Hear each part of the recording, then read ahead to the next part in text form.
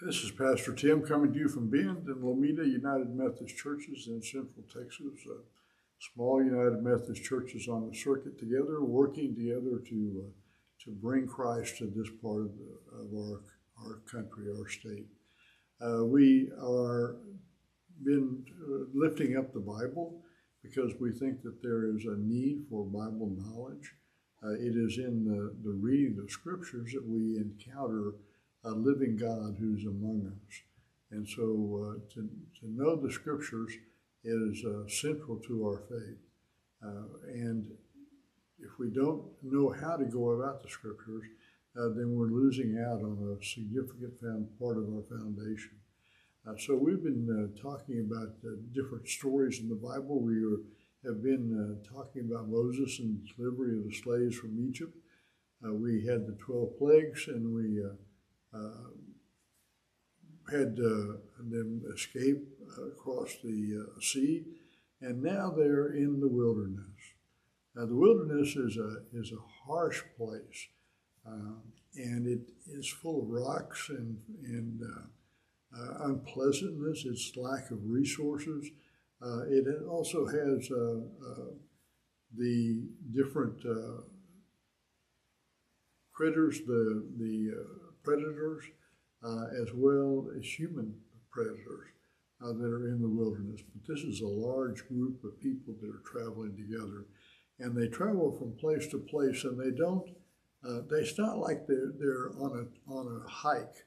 They get up and move from one place to another. Then they stay there for for weeks at a time, and they set up camp, and they use the resources, and they depend upon the resources that are in the land. But they get into the wilderness, and they discover a number of challenges. The first one is that there's not enough water for all those people. They have left the oasis and moved forward, and now there's no water to be found.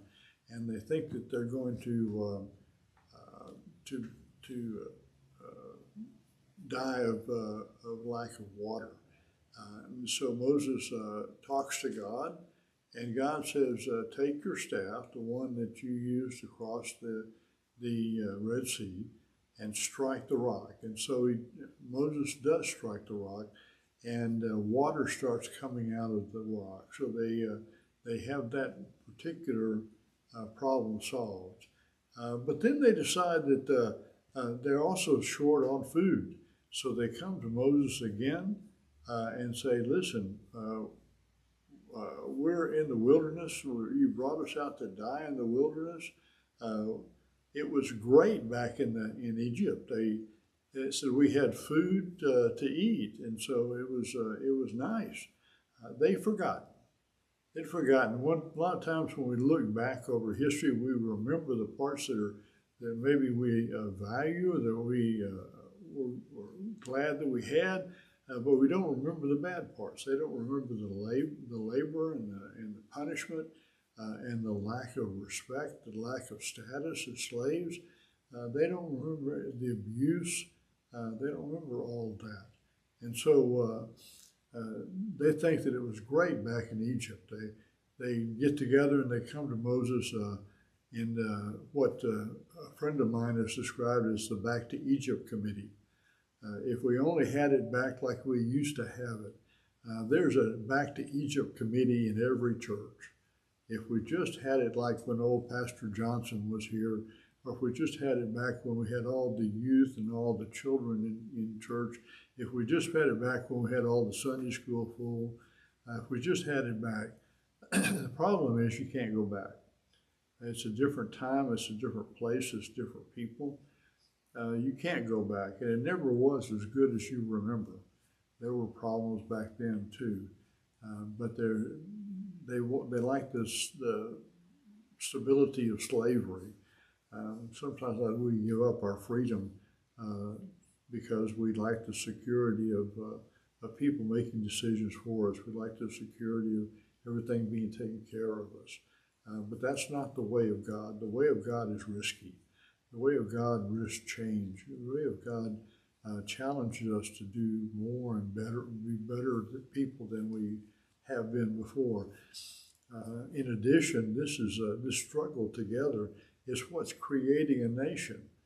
These folks who didn't know each other before, now they're having to struggle together with a common experience that creates a group, community, a sense of community, a group mentality. And so it's actually good for them.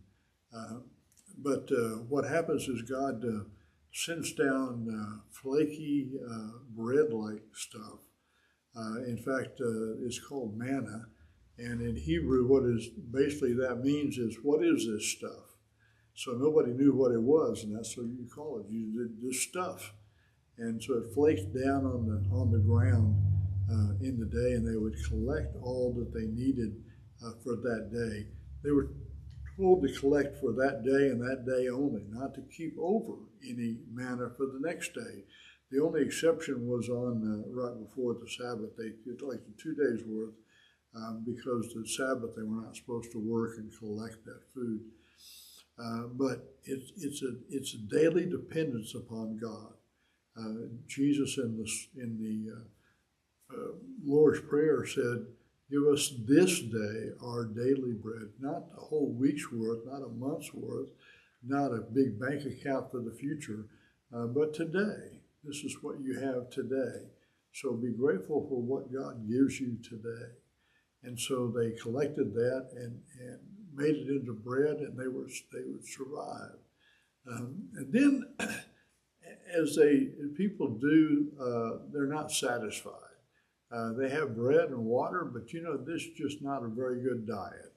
And so they go to Moses once again and say, Moses, we need some meat.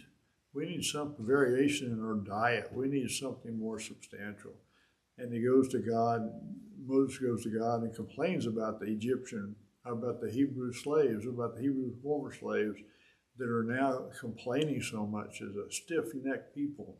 They refuse to look right or left. They just look straight ahead, and they're not flexible at all. But God says, I'll take care of that. And so quail come in the evening, and they're able to get quail and have some meat to eat.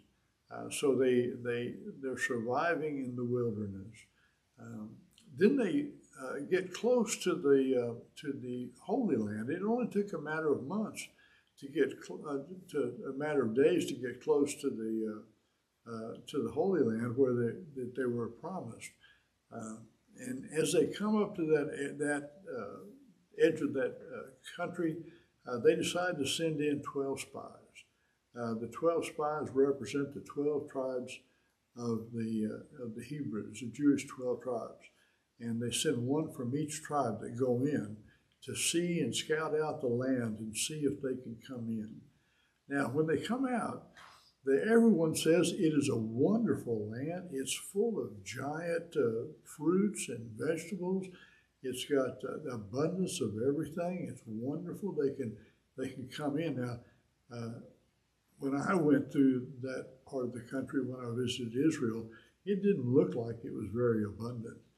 So they may have exaggerated a little bit because they were looking for somewhere that had food and the things that they needed.